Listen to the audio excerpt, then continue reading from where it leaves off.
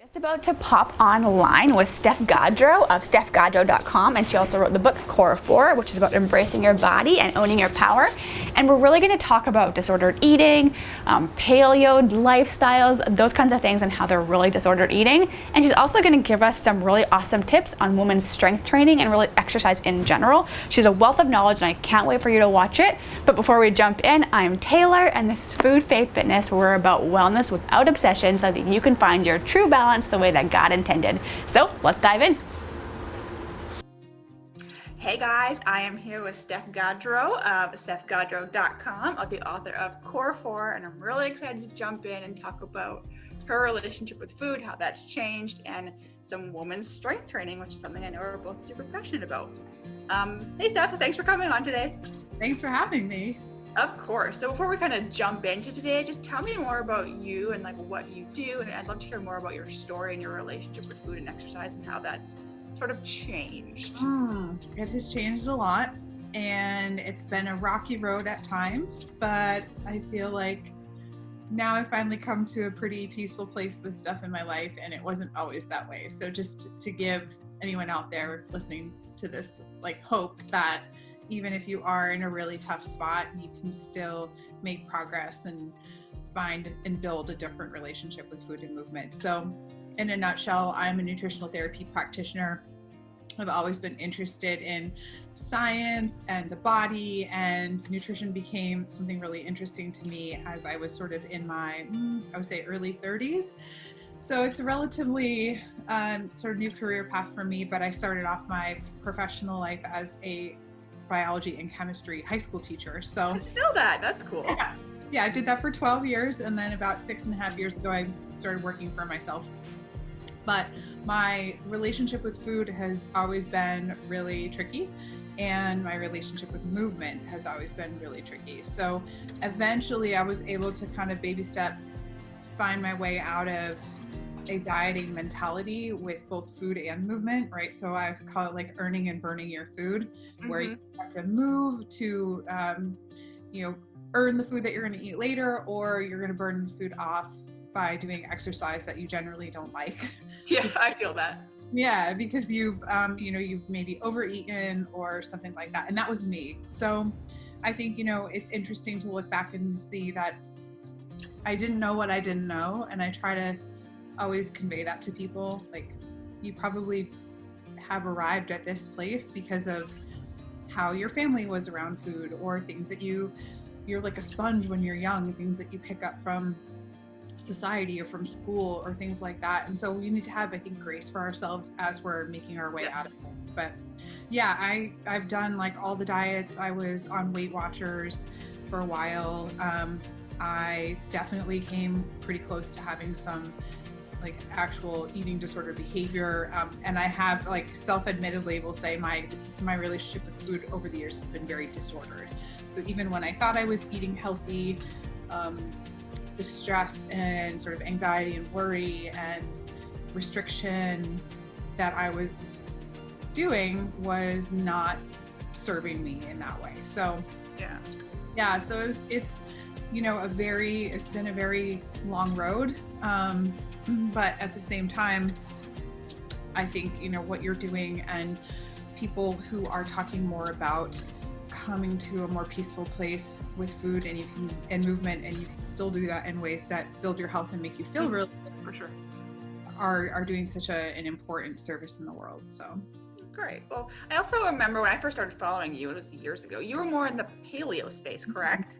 Yes. So explain more about like your shift from that. For sure. So I would say I definitely came from I was born in the 70s. I grew up in the 80s, was a teenager in the 90s. And so you can kind of follow the trajectory of what was popular with nutrition and things like that in those different times. And when I grew up, everything was very low fat, low cal, trying to find ways to trick your body and Cool Whip, and you name it. All these like fake foods that are simulating our favorite foods that we think are bad for us. And so that's how I grew up, and I took that with me into sort of my teens and 20s. And when I found paleo, I was like, oh, well, this is really weird, because I was an athlete. I was training for triathlons, long distance bike racing and stuff like that. And I was eating a lot more carbs, but I was eating very little fat, right? It was always just like, eat as little fat as possible, because I don't want to gain weight, because I think fat's going to make me fat. Right. And eat, as little calorically as possible to try to continue to maintain a smaller body size. And when I found paleo, it was like, oh, this is really interesting. Well, I don't have to, like, maybe I could experiment with eating more fat, or experiment with eating more protein or more real whole foods. And for me, that was a very important stepping stone to to my relationship with food right now. And so the thing that's interesting about paleo is, when I found it in 2009, 10 years ago, I read the right around this time of year, and I embraced it like a diet, which was, eat these foods, don't eat these foods are good for you, these foods are bad for you. And if you really are sort of deep into those communities, what you'll tend to find and hear is, yes, there's some interesting research out there that can tell us, for example, if you have celiac disease, like, how is gluten affecting the lining of your small intestine, and how is that impacting your health, things like that. I mean, there's so much amazing research that's coming out, but what I tended to find and see as part of that community is that folks are getting really stressed out about really minute things and missing the big picture. So, like, how many lectins are in this particular food? And I'm like, well, lectins are in vegetables as well. I mean, do these foods work for you? Do they make your body feel better or worse? What do you notice? And so my own starting point with paleo was from a very, like, you eat these foods, you don't eat those foods. And I was training for CrossFit at the time, I was way too low carb, afraid to eat things like fruit. And I was getting a CSA box with produce from a local farm. And I remember getting the box one day, it was at the gym, and I had to go pick it up, and the box came and it had a watermelon inside. And I was like, who wants this watermelon? Because oh my gosh, thought that eating fruit was going to be, was bad for me. I think so many people think that. It's like, you only eat like a half a banana. So, like, it's so we have this game of kind of telephone. I think of it as, when you say something, it gets repeated, and by the time it gets to the end, it's a distortion of what was originally said. And yes, there's lots of nuance, there's lots of bio-individuality involved in this, but I think we have these blanket statements, for example, like, all, like, carbs are bad for you, and I'm like, no, like, how would we have gotten to the point where our body can utilize both carbs and fats for fuel and protein if we're in sort of a starvation state? But how would our body have developed that capacity if it was bad for, like, it doesn't even make sense from a physiological perspective. So over the years, my own very strict yes no binary way of looking at food, which is still a very sort of like diety way of thinking about things, started to relax a little bit. And I started to introduce more foods to my life and say, how does my body react? How does it make me feel? What kind of data is this telling me? And now I would say I eat, pretty intuitively. But I think, again, people have a perception that intuitive eating means you just eat junk food all day long. Yeah, for sure. Not the case. Not the case. I'm far less neurotic about food now. Over the last year, I've really been experimenting. So my sort of forbidden food for a really long time was bread. And I don't have celiac disease, and I don't even think I have gluten intolerance, to be honest with you. Me neither. And I didn't eat bread for a really long time. And this year, in January of this year, I started making sourdough bread. The best. And I was actually afraid to post about this on my Instagram, I was like, what are people going to think? What are people going to say? They're going to think that I'm, you know, I was just lying all these years. And I realized that for me, bread, and I don't even eat bread every day. I don't desire it every day, but I was like, I really made this a no food for me, and for what reason? So I've been over this whole year still sort of experimenting with incorporating that in my life, and so continuing to break down those forbidden food rules and things like that. Luckily, you know, I don't think I ever really had the compensatory behavior that a lot of people have, which is when we break our internal food rules and we overcompensate with exercise or further restriction or some kind of loss of control eating situation. But it was always in my mind, you know, is this healthy? Is this good for me?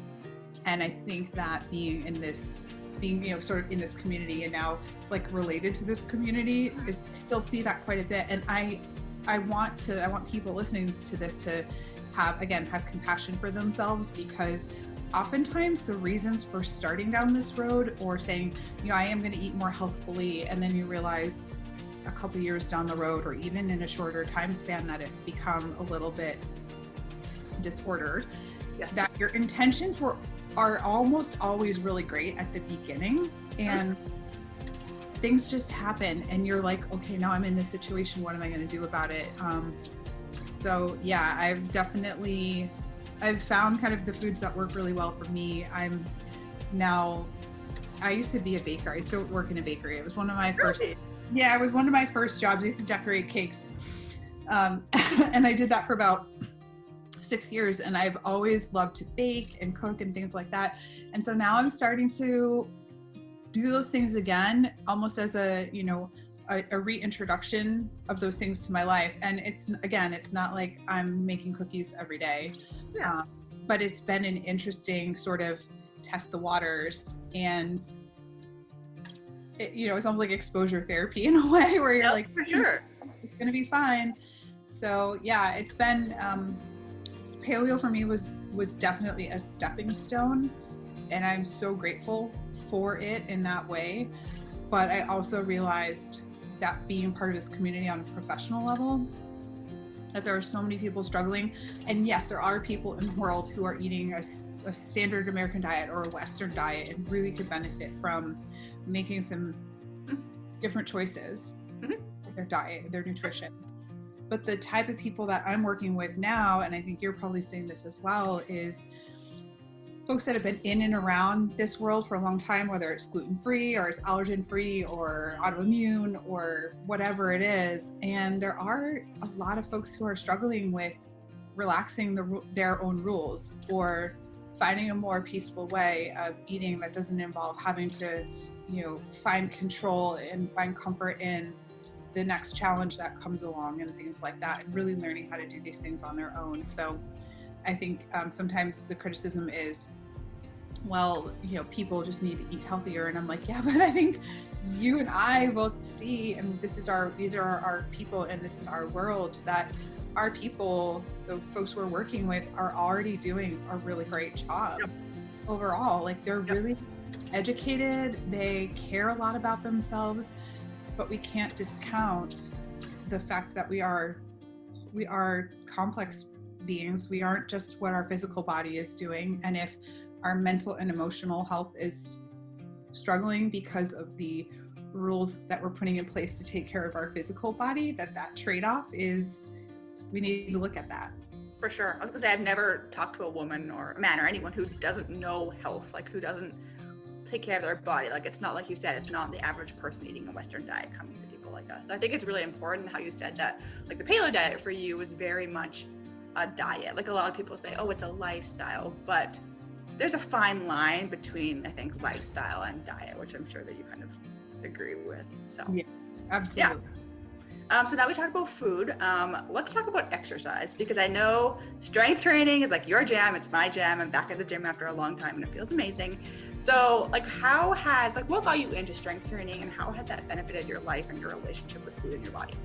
Yeah, I would say, you know, I've been sort of dabbling in weights probably since I was about 2021. So for a long time, over 20 years, I've been dabbling, but I never really learned how to lift weights. I never learned how to lift free weights until I was in my early 30s. So I would go do machines or,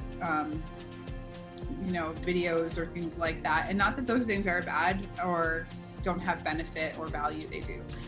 But I never really learned how to feel confident and comfortable in my body to say, okay, I can lift this and like, oh wow, I'm actually way stronger than I gave myself credit for. Well, this is cool. What else can I do?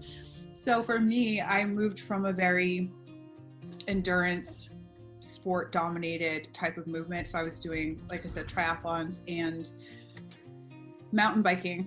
And if you're in the endurance world, it doesn't take very long for you to recognize and realize that there's a premium placed on how light your body can be, how small your body can be, because in theory, then that's less mass that you have to move on a bike or on your own feet or whatever. And so trying to be somebody who is really competitive in these sports, I was always aware of the fact that I was much bigger than other women who I was racing against. My body didn't look like the typical body of your typical bike racer or triathlete for that matter.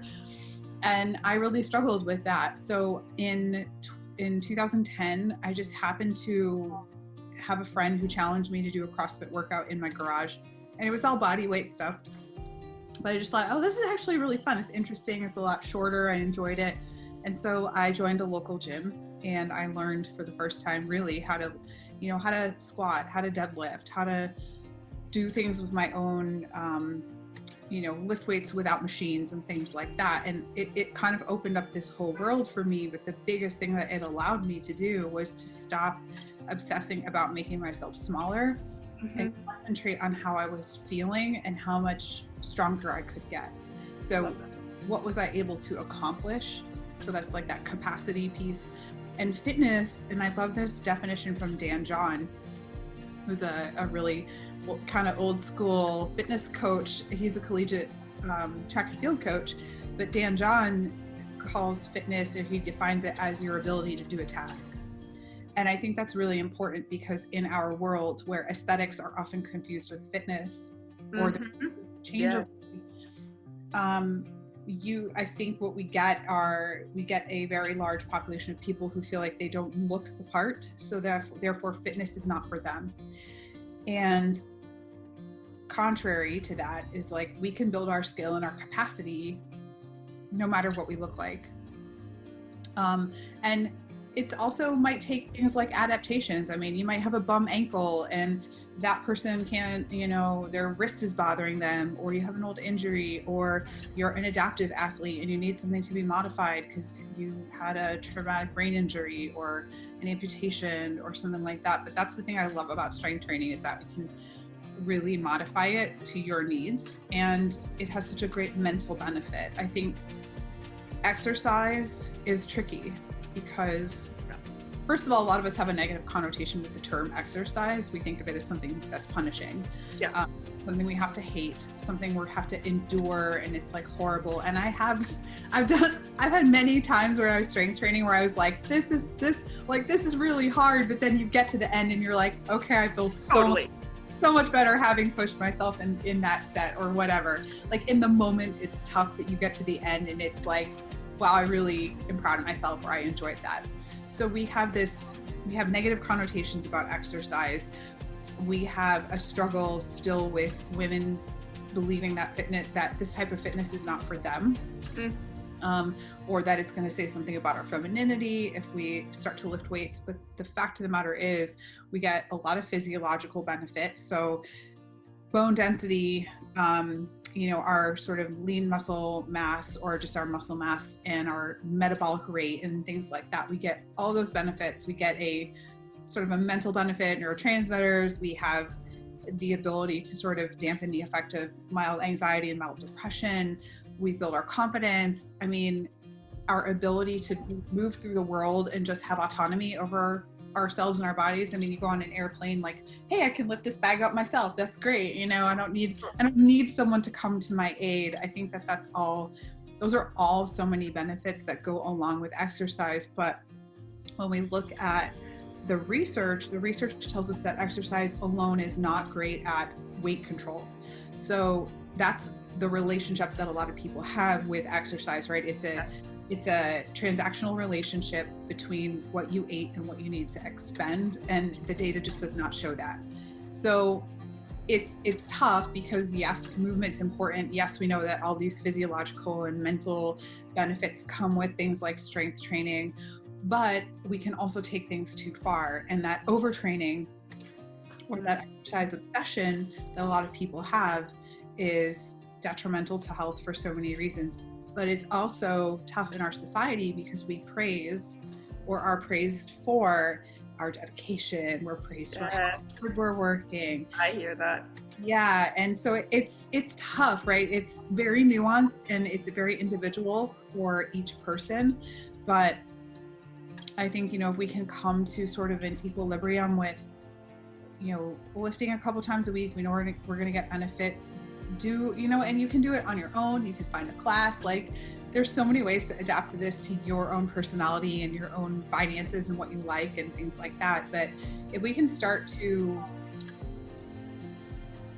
experience the joy in the process, then that is far more sustaining than, I have to be able to get this number of pull-ups and I'm not going to be happy until that, or I'm trying to get this back squat number and I'm not going to be happy until I get that, or I do run the marathon and I do it and for 5 minutes I'm proud of myself and then I'm like, when's the next thing? Yeah, for sure. Right. So those are just some of the reasons that I love strength training and the ways it's benefited me, but particularly because I was so body obsessed with becoming smaller and shrinking myself down to try to fit this mold for this sport that I was doing, which was really a reflection of things like my internalized fat phobia and things like that. But nevertheless, it's been really freeing to come to a place where I don't have to obsess about the number on the scale, where I can pay attention to other metrics of how I feel, how am I sleeping, all of these other things that give us important data, not just the number that gravity is affecting our mass, and that's what weight is. Yeah. I think it's interesting that you said about the overtraining, because as everyone that is watching this knows, I took almost a year off complete exercise because I really had to heal my relationship with it. And now my relationship with it is amazing. Like, I love going back to the gym. But did you ever find that you had to do that too, like an exercise break to really heal that relationship, or was that never something that you did? Not a break per se. I think switching from my switch from the endurance world to sort of the strength training world was relatively abrupt. Right. And I never really went back to endurance training after kind of that first 6 months to a year. I transitioned mostly into strength training, but I'll tell you what, I've had to make some tough decisions along the way. For example, I was competing in CrossFit and I went to regionals. I was on a team. I was performing at a pretty high level for myself and training really hard, putting a lot of demands and pressures on myself to compete, the mental burden of competing and things like that. And then I quit my job as a teacher and I went to start my business. And I moved overseas to be with my husband, who was not my husband at the time, but I went and moved to Scotland, and I continued to train like the competitive CrossFit stuff for a few weeks. And then I looked at him and I said, this is gonna kill me. It's way too hard on me to be putting that much mental energy and focus into building my business and training at this high level for CrossFit. And I think, so that was a hard decision I had to make, where I moved away completely from doing CrossFit stuff and only was squatting for 4 months. Just doing very, very basic squats, deadlifts, and stuff like that. So I've never really taken a lot of time off, but I have had to step back. And I think, for me, for example, I was Olympic weightlifting for several years, and I kept hurting my back. My back kept firing up, and I had to really step away from that and say, what's the reason why my back keeps flaring up? Okay, so I have a lot of postural and patterning issues that I've developed from being a human on this planet for 40 years that I need to work on. And so, yeah, I did step away from things like Olympic lifting and lifting very heavy. And I think at one point in my sort of evolution in strength training, to step away from, I mean, at one point I was squatting like almost 300 pounds. Now I'm squatting maybe my body weight, which is like half of that. I think, if I had really wrapped up my own worth and value in what I could do is in terms of my performance or how much I could lift, that would be a lot harder. I just realized I'm at a slightly different season in my life. So I think I've been able to modify stuff pretty well and shift when necessary. But for some people, they really do need to step back completely. Or they really need to go from like high end, if they're dealing with stuff like thyroid stuff or adrenal stuff. Completely step back from high intensity. And it's, by the way, it's not just things like jumping around and doing CrossFit or Orange Theory. It's even stuff like hot yoga for some people. Totally. Wait, you're on the floor, maybe I've done my share of hot yoga. So you're dying. It's hard. It's hard. You're sweating, it's intense, so it's not always like the traditional methodologies of what we say, like, oh, I'm not going out and running 10 miles, so I'm taking it easy. Just paying attention to how you feel, I think is extremely important. And also for women, knowing if you have a natural menstrual cycle and you're not on any kind of hormonal intervention, is just track that cycle. That's such important data, important point for women. It's like, if you start to notice variations in your cycle, something could be up. So at least if you have that data all along, you have something to compare it to. Yeah, I did an interview with, you probably read the book, No Period, Now What?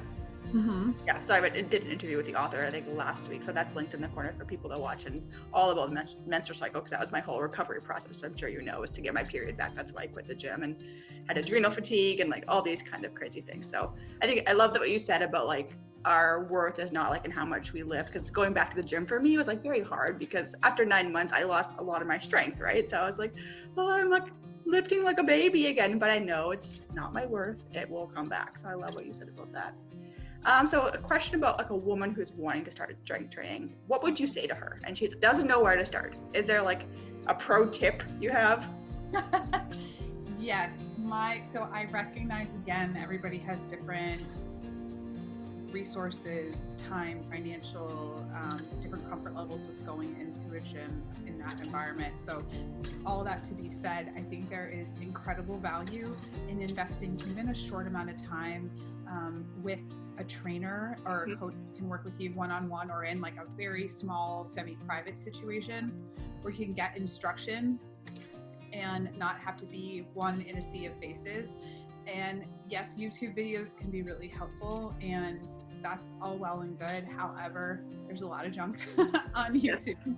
Yes. And I see a lot of really questionable things as a strength coach. I'm like, eek, that's a little bit weird. There are some really great programs from people that I know and stuff like that. But I think ultimately, if you don't have any experience, getting together with that coach or trainer, look, bring your questions, ask them questions, how are you going to help me meet my goals? Are they asking you what your goals are, or do they have an agenda? What are their certifications? How long have they been coaching? And that doesn't necessarily mean that if somebody's been coaching 10 years, they're better than somebody who's been coaching for 2 years, but like have some questions for that person. And I think even if you can invest in a small package with them, whether it's a month or 2 or something like that, and maybe go out on your own. But I know a lot of women are really intimidated because they'll walk into a gym and they're like, I don't even know what is the etiquette. Yeah, totally. I'm not sure how to lap these dumbbells and put them in my lap. Like, I'm struggling. I don't want to be that person that's going to get filmed and show up on some YouTube video. So true. And I think it's obviously, it can be intimidating for a woman to walk into a freeway area as it is. But I think if you can build that confidence, you can get some instruction, learn the etiquette, learn the culture, and do that one-on-one with somebody where they can give you some pointers and say, hey, you know what, when you're squatting, it's okay for your knees to come forward. Yes. So it's not falling backwards when you're squatting. I think those just those, even a small number of sessions with someone who can really help show you some of the ropes can be incredibly confidence boosting. Yep. And really set you up for success. And then if you want to go, you can join some classes or get a program from somebody online that you trust and is doing good work, and like do that route, or do a home program. At least you're a little bit more confident that what you're doing is going to be safe for you and give you the benefits that you're looking for. Love that. I think that's so important. And just to like learn proper form and all these things so we don't injure ourselves. Yeah. So important. So what does like a typical week in terms of exercise look like for you right now? Is it like very different every week? Is it the same? What's kind of like a week for you? I usually do some kind of strength training about twice a week. Okay. So, I used to do CrossFit 5 times a week, so my life's very different now from that.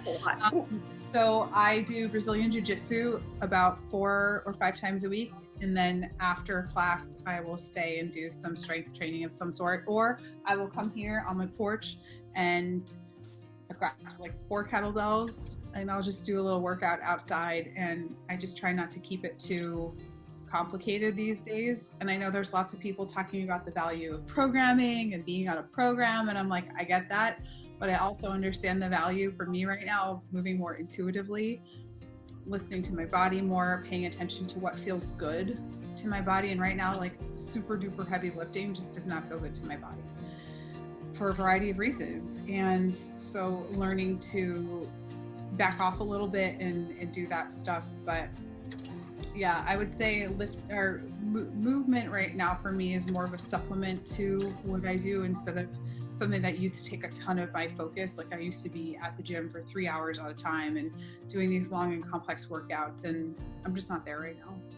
You said for a variety of reasons, heavy lifting isn't like feeling good right now. Do you have like kind of like a tip for someone who's like maybe trying to figure out how exercise is feeling, or if it's feeling negatively? Like what kind of tuned you in with that?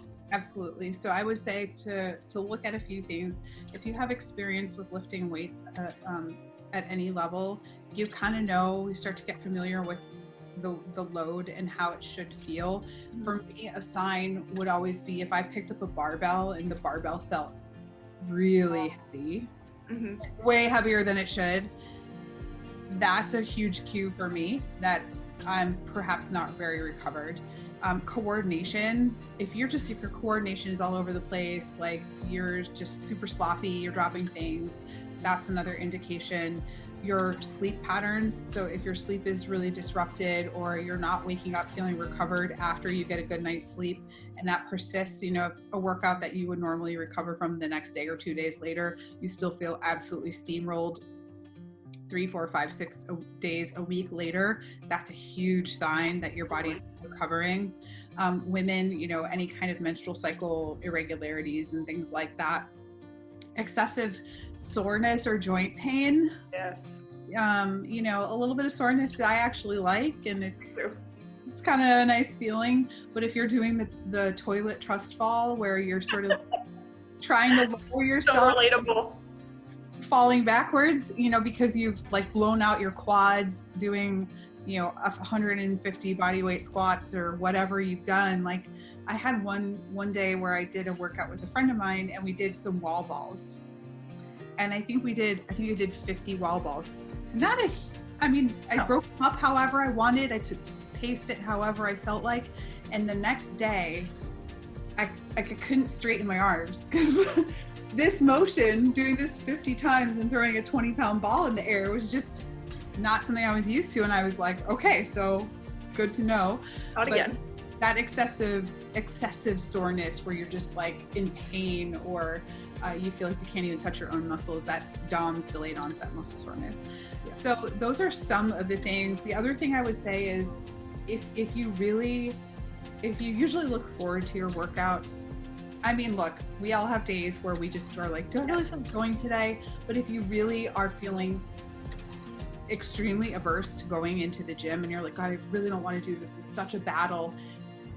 Even if you go and you make yourself go, and in the first maybe 5 or 10 minutes of your warm up, you still don't feel it and you're still hating being there, I say, hey, go for a walk, go home, change the scenery, something like that. But you're going to be better off if you rest, or you do something for your body for active recovery than you would be to force your way through that workout. I think we all get the sense that, like, yes, consistency matters, and each time we show up for ourselves, we're being consistent. However, taking an extra day when our body's really asking for it is definitely, like, that's not going to destroy our progress long term. Also, things like body changes, if your hair is falling out, if you're excessively cold for no reason, if you're noticing like an accumulation of fat around, especially around your midsection, those can all be issues that there's something going on with cortisol or thyroid. And, you know, I don't say that to freak anybody out, but just say, like, there are some kind of physiological or body changes that might be correlated to what your body's just not really recovered. And those are a little bit more long-term because that involves hormonal shifting. Yes. But if it seems abrupt and sudden, then that could be something to kind of key into. So those are all things that, I mean, I don't necessarily use all of those, but I am a little bit more in tune with my body on that level, and I can just sort of tell. So those are some of the big ones though, like the sleep, the mood. If you're always in a bad mood, I mean, it's not just, it could be the amount that you're training, and if you'll get overreaching and overtraining, those are all sort of on the spectrum of, hey, probably would be better off to take some time out of the gym.